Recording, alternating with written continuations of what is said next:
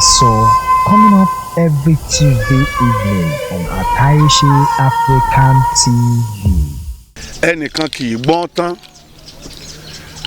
A ó rí eléyìí nínú ọ̀rọ̀ Tifa sọ nínú odù òdì àti ògúndá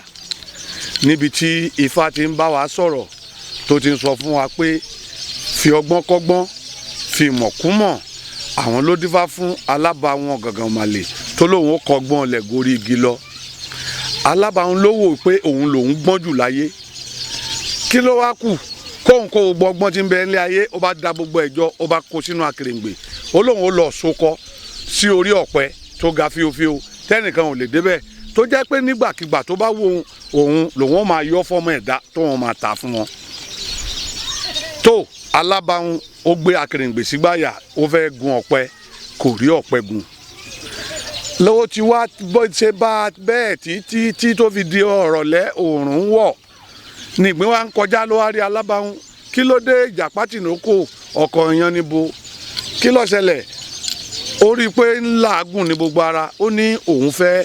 gbé akèrèǹgbè yìí kọ́ sí orí ọ̀pẹ ni ó ní ẹ bá yí akèrèǹgbè yìí sẹ́yìn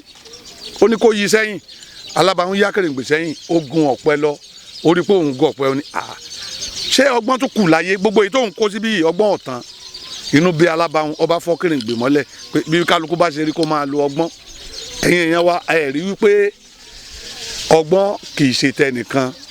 ẹnìkan èyí dá gbọ́n ẹnìkan èyí gbọ́n tán ọgbọ́n òpin ìmọ̀ràn ò tán lẹ̀ gbogbo nǹkan tá a bá ń ṣe láyé bí wọ́n bá ṣe rò pé ọgbọ́n tó rántí pẹ́ lómìn náà gbọ́n ó jù bẹ́ẹ̀ lọ o ẹ jẹ́ ká máa kíyèsí gbogbo nǹkan tá a bá ń ṣe ọgbọ́n tiwa nìkan kọ́ lọ́gbọ́n o ẹlòmíín náà ń bẹ tó tún gbọ́n Olódùmarè kò ní jẹ́ kí ọgbọ́n bérebére ó pa wá lára o ọ̀rọ̀ wa yóò dayọ̀ o ẹ̀là ìbọrú ẹ̀là ìbọyè ẹ̀là ìbọ ṣíṣẹ́.